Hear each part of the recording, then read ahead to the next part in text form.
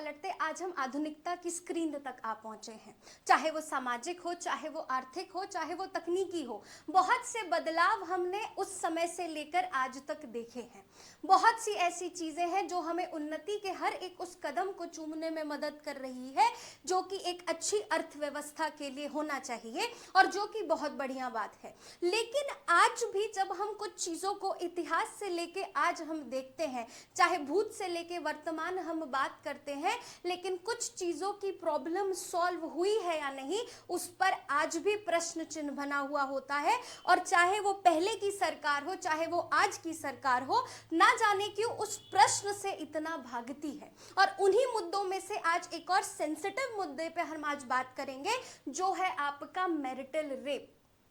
आगे इस बारे में बात करने से पहले मैं एक चीज और बताना चाहूंगी। जब बात औरतों की आती है तो आप ये देखेंगे कि चाहे वो जुडिशरी हो, चाहे वो एग्जीक्यूटिव हो, चाहे वो लेजिस्लेचर हो, या ऐसी बहुत सी संस्थाएं, कॉन्स्टिट्यूशनल नॉन कॉन्स्टिट्यूशनल बॉडीज हमारे पूरे सेटअप में है, जिनको स्पेसिफिकली हायर या स्पेसिफिकली बनाया ही इसलिए गया है कि वो वुमेन या वुमेन से जुड़ी सेंसिटिव इश्यूज पर बात कर सके, उस पर कानून लाया जा सके। बड़ी विडंबना की बात यह भी है कि हमें आजादी के बाद इतने वर्ष लग गए लोकसभा में केवल कुछ प्रतिशत उन औरतों को देने के लिए जिस पर वो चुनाव लड़ सके।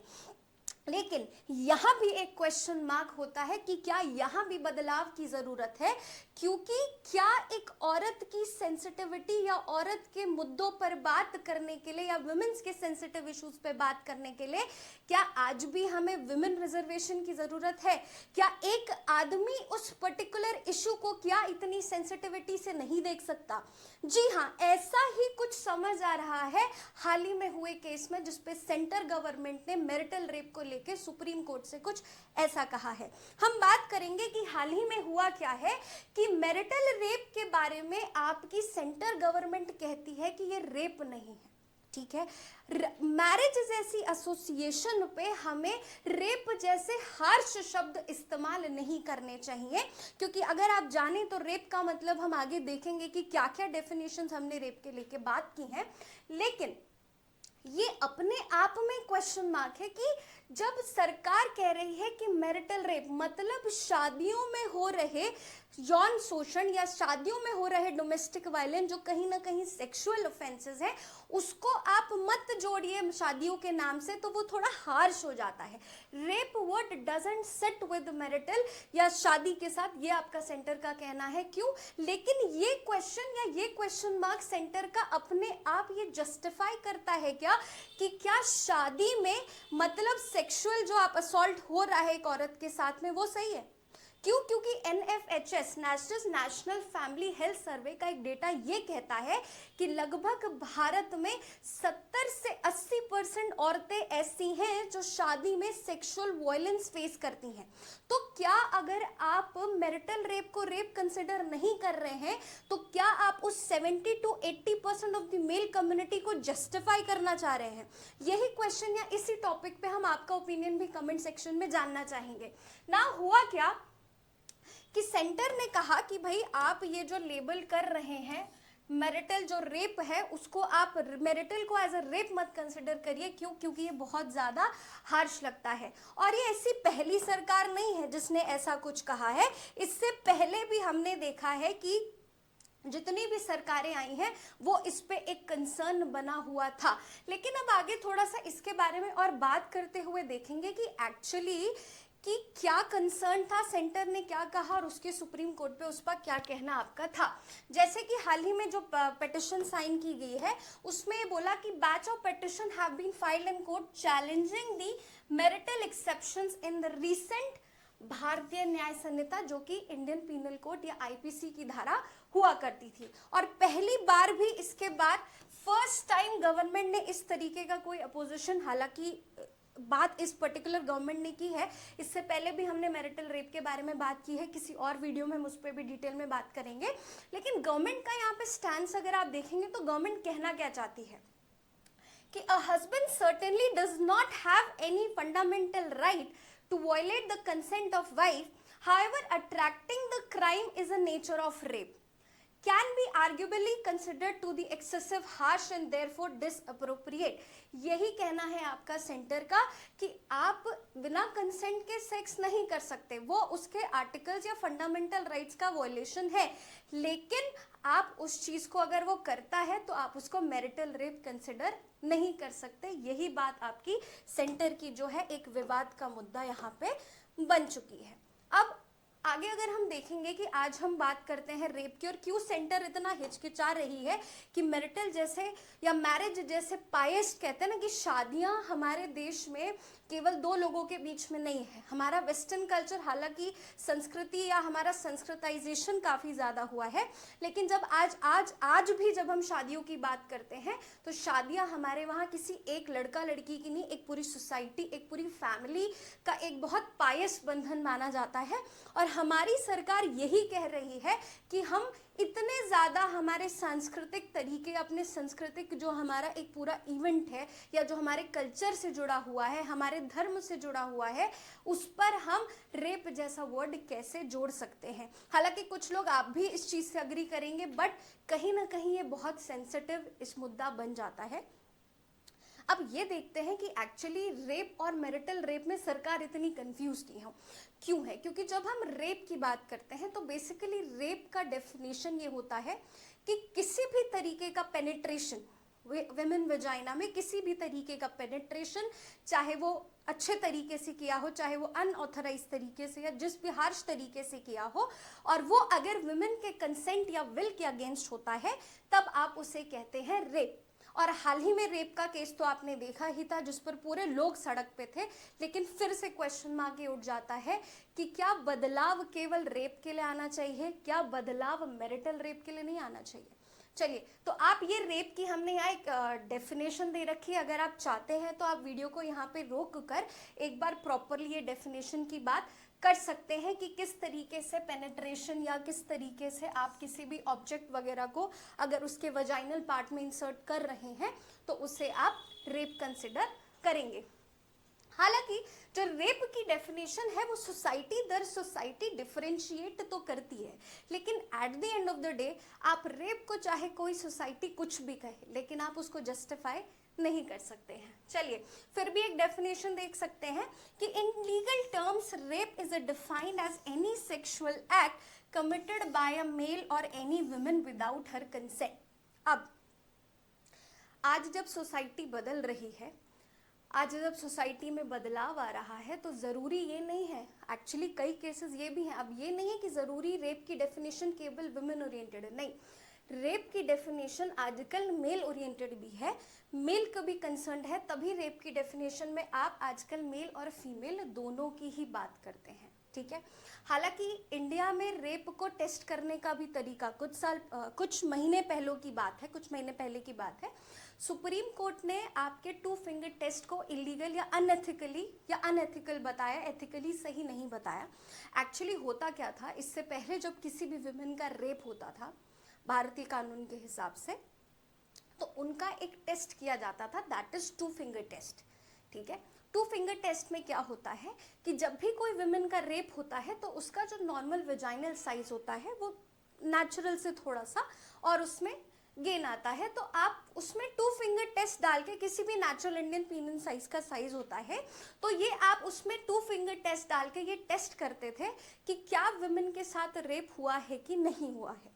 लेकिन ये अपने आप में, ऑब्वियसली आपको सुन के भी अजीब लग रहा होगा, तो ये अपने आप में ही बहुत अनएथिकल तरीका है जिसको अब सुप्रीम कोर्ट ने बैन करने के लिए भी बात की।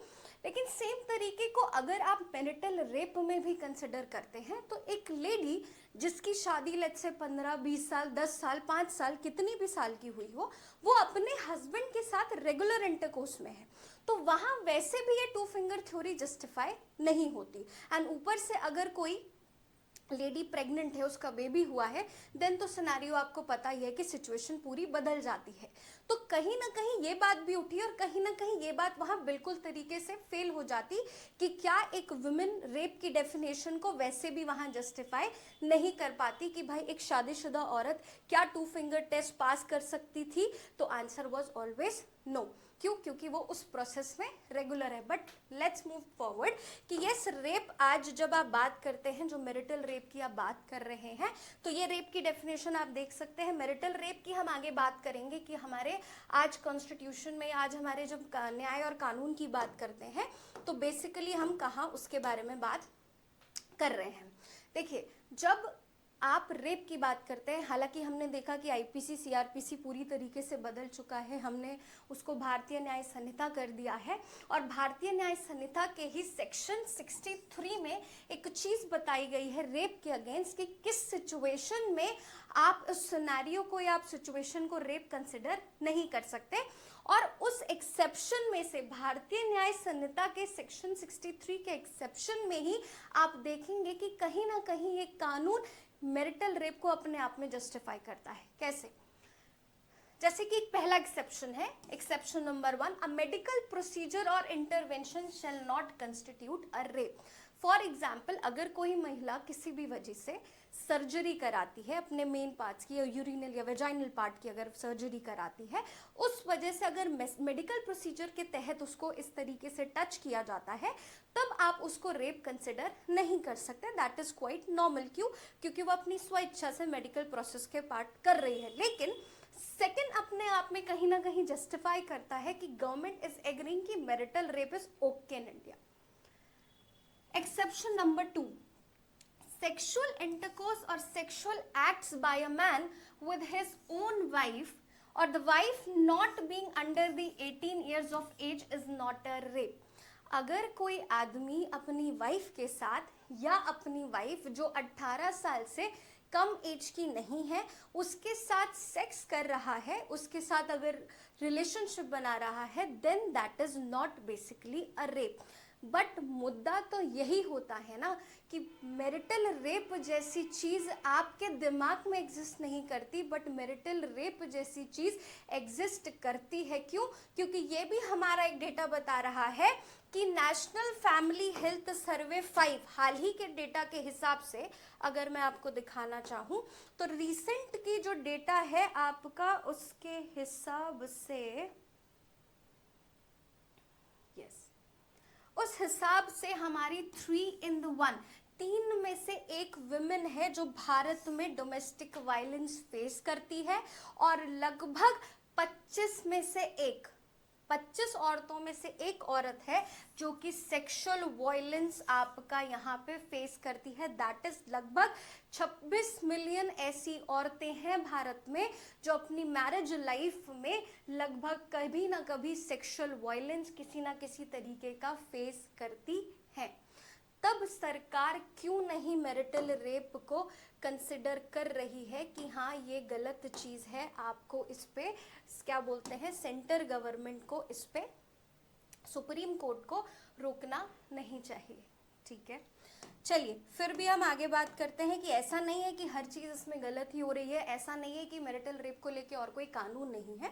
बेसिकली मैरिटल रेप को लेके कानून है, बट वो डायरेक्टली मैरिटल रेप को इफेक्ट नहीं करता है। वो बात हम कहाँ कर रहे हैं? तो वो बात हम कर रहे हैं आपकी सेक्शन 354, सेक्शन 354A और डोमेस्टिक वायलेंस एक्ट 2005 में ऑलरेडी हम इस तरीके की बात करते हैं, बट हम उसको एज एन डोमेस्टिक वायलेंस देखते हैं। दैट मीन्स कि अगर कोई इंसान बिना कंसेंट के, जबरदस्ती, अगर बिना विल के कर रहा है, देन इट्स ओके, क्योंकि डोमेस्टिक वायलेंस जैसी कोई चीज़ नहीं हुई है। लेकिन यही तो क्वेश्चन मार्क आके खड़ा हो जाता है कि क्या डोमेस्टिक वायलेंस में होना, क्या डोमेस्टिक वायलेंस एक्ट में ही होना उस चीज़ का जस्टिफाई कर देगा मैरिटल रेप को? चलिए फिर भी आगे बढ़ के देखते हैं, और क्वेश्चन सीधा यही हो जाता है कि क्यों सरकार बोल रही है कि नहीं मैरिटल रेप ठीक है, हम उस चीज़ को मैरिज जैसी पास चीज़ पर नहीं डाल सकते हैं। क्यों? क्योंकि गवर्नमेंट यही कहती है कि भाई हमने और भी तो कानून बना रखे हैं, और भी तो कानून बने हैं जिसमें मैरिटल रेप की बात की जाती है। दूसरा, गवर्नमेंट कहती है कि obviously marriage is a very religious matter, marriage is a very Payas matter, और भारत जैसे देश में आप इस चीज़ को कैसे रेप कंसिडर कर सकते हैं। बट क्वेश्चन वही हो जाता है कि क्या एक रिलीजियस को या एक कल्चर की पायसनेस को बनाने के लिए एक औरत हमेशा सफ़र करती रहे? क्या उसको एक मैटर ऑफ डाइवोर्स या क्या उसको अधिकार नहीं है कि वो बस मैरिज की गरिमा को बनाए रखने के लिए वो अपना एक्सप्लॉयटेशन सहती रहे? क्वेश्चन अपने आप में यहाँ आ जाता है। बट यस, गवर्नमेंट कह रही है कि sex is implied in marriage and potential of misuse. हालांकि हर एक कानून का यहाँ पे मिसयूज कोई ना कोई किसी ना किसी तरीके से कभी ना कभी करता ही करता है। कंसर्न ये भी है, सरकार कहना चाह रही है कि हो सकता है जिस तरीके से कई हद तक डाउरी एक्ट का वायलेशन किया जाता है भारत में, तो क्या मैरिजेस को भी या मैरिटल रेप का भी मेंस के अगेंस्ट इसका मिसयूज कर सकते हैं। दैट्स वाई हम इसको एज अ प्रॉपर लॉ या मैरिटल रेप कंसिडर नहीं कह रहे हैं। ये कुछ पॉइंट्स है जो गवर्नमेंट अपने फेवर में कहना चाह रही है। बट कुछ ऐसे अलग हम देखेंगे कि ऐसे क्या आर्ग्यूमेंट्स जो हैं कि इसके फेवर के अगेंस्ट में जो बात करते हैं। सो अगर हम आर्ग्यूमेंट्स की बात करें, सो हम ये बात कर रहे हैं कि भाई जो एग्जिस्टिंग डोमेस्टिक एक्ट्स हैं, अगर वो इतने ही 2005 का एक्ट इतना ही लाइबल होता तो आज 2024 में क्यों बात करनी पड़ती कि भाई मैरिटल रेप को आप कंसिडर क्यों नहीं कर रहे हैं। दूसरी बात ये आती है कि ये इंस्टीट्यूशंस के आप तो सीधा सीधा मौलिक अधिकारों का उल्लंघन कर रहे हैं। हमारे मौलिक अधिकार या हमारे फंडामेंटल राइट्स जो ऐसी चीज है जिसको इनसेपरेबल है, जुडिशरी का काम है उसे प्रोटेक्ट करना, हमसे कोई हमारे मौलिक अधिकार नहीं छीन सकता। तो आर्टिकल जो 14 है वो सीधा सीधा बात करता है इक्वलिटी की, कि किसी को भी धर्म, जाति, रेस, कलर, कास्ट, जेंडर के नाम पे आप डिस्क्रिमिनेट नहीं कर सकते। ये तो सीधा सीधा आप आर्टिकल 14 का वायलेशन कर रहे हैं। हालांकि इसके रिलेटेड आर्टिकल 21 की भी बात की गई है, क्योंकि आर्टिकल 21 जो मेरा मौलिक अधिकार है, फंडामेंटल राइट है, वो ये कहता है कि मेरी प्राइवेसी जो है वो राइट टू प्राइवेसी मेरा अधिकार है। और कहीं ना कहीं जब मैं सेक्सुअल बात को बाहर लेके आ रही हूँ, अपनी दो लोगों की मैरिज पाइसनेस की बात को बाहर लेके आ रही हूँ, तो वो किसी विमेन का उसकी प्राइवेसी का भी अधिकार, उसके प्राइवेसी के अधिकार का उल्लंघन है। बट प्राइवेसी के अधिकार का मतलब ये नहीं होता है कि आप ऑफेंस सहती रहें। बट यस, गवर्नमेंट का ये सीधा सीधा ये कुछ जो फेवर जो उसके अगेंस्ट में बात कर रहे हैं वो यही कह रहे हैं, और जो कि कहीं ना कहीं सही भी लगता है कि आप सीधा सीधा article 14 equality, right to equality का वायलेशन कर रहे हैं। देन थर्ड, वही हमने जो डेटा देखा कि हाँ लगभग इतनी औरतें हैं जो आज भी फेस कर रही हैं प्रॉब्लम को, और जो आज भी एक मैटर ऑफ कंसर्न बना है। और इस डेटा को देखते हुए सरकार को कहीं ना कहीं ये सोचना चाहिए कि जो मैरिटल रेप को वो कंसिडर नहीं करना चाह रहे हैं रेप, ये आगे चल के शायद एक बहुत बड़ी प्रॉब्लम बन जाए। अब ये केवल भारत की परेशानी नहीं है, ये प्रॉब्लम आप दुनिया के स्तर पे देख सकते हैं। लेकिन ये देखने के बाद भी लगभग 80 से ज़्यादा ऐसी कंट्रीज़ हैं, और वो भी डेवलप्ड कंट्रीज़, यानी कि ऐसी कंट्री जो अच्छी खासी डेवलप्ड या डेवलपिंग कंट्रीज़ हैं, वो ऑलरेडी 80 से ज़्यादा हैं जिन्होंने आपका लॉ अगेंस्ट मैरिटल रेप बना दिया है। लेकिन दिक्कत यह है कि हम भारत की सबसे आगे की अर्थव्यवस्था बनना चाह रहे हैं, हम और ज़्यादा थर्ड लार्जेस्ट इकोनॉमी बनने की बात करते हैं, और भगवान करे बने भी, और आगे चल के और भी सारी चीज़ों की बात हम करना चाह रहे हैं। लेकिन फ़र्क जब मैरिटल रेप जैसी बात आती है तो हमें कंपेयर किया जा रहा है पाकिस्तान से। Pakistan, Afghanistan, Saudi Arabia, China, ये कुछ ऐसी कंट्रीज है जहाँ पे marital rape is not a crime. और हम वैसे तो टेक्नोलॉजी की बात करते हैं, वैसे तो डेवलपमेंट की बात करते हैं, वैसे हम ऐसी ये कुछ कंट्रीज हैं जिनसे कंपैरिजन एक्सेप्ट नहीं करते हैं। लेकिन जब बात ऐसी आती है तो वी आर ओके, ठीक है पाकिस्तान में भी नहीं है तो हमारे वहाँ पे भी मैरिटल रेप नहीं है, कोई बात की दिक्कत नहीं है। बट येस, आप इस मुद्दे की सेंसिटिविटी को देख सकते हैं कि जो ऑर्थोडॉक्स वाले जो लोग हैं, ऑर्थोडॉक्स कंट्रीज मानी जाती हैं, वहाँ पे मैरिटल रेप जो है वो आपका रेप कंसिडर नहीं किया जाता। लेकिन ऑलमोस्ट 80 कंट्रीज वर्ल्ड वाइड हैं जो आज समझ चुकी हैं कि ये एक इम्पॉर्टेंट कंसर्न है। और साथ ही साथ यूनाइटेड नेशन, संयुक्त राष्ट्र ने भी बात की है कि हमें मैरिटल रेप को ख़त्म करना ही पड़ेगा। नाउ द लास्ट में अगर हम ये बात करें कि भाई किस तरीके से, अब लास्ट में तो मैं यही चाहूँगी कि आप लोग अपने ओपिनियन इस पे बताएं कि क्या सरकार को मैरिटल रेप जैसी चीज़ को कंसिडर करना चाहिए। लेकिन क्यों आज वुमेन फिर भी एक सेंसिटिव कंसर्न है, क्यों आज औरतों से जुड़ी चीज़ों को लेकर आज भी इतना विवाद होता है, और क्यों आज भी एक औरत को अपना हक पाने के लिए इतनी लड़ाइयाँ लड़नी पड़ती हैं।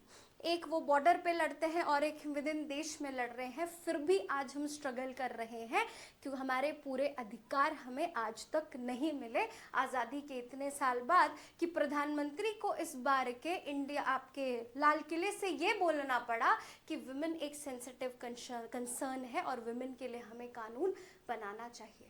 हालांकि हमने लास्ट में एक क्वेश्चन से आपके सामने एक पुट ऑन करने के लिए किया है, जितने भी सीरियस एस्पिरेंट्स हैं वो इस क्वेश्चन को देखेंगे, अपने जो आंसर्स हैं वो आप badlav.iasacademy.com पे उस आंसर को PDF फॉर्म में अपलोड करेंगे, हम लोग आपको चेक करके वहां से आंसर्स देंगे। So let us see what is the question. Examine the challenges faced by survivors of marital rape in India. Consider the patriarchal attitude, societal stigma and legal recourse.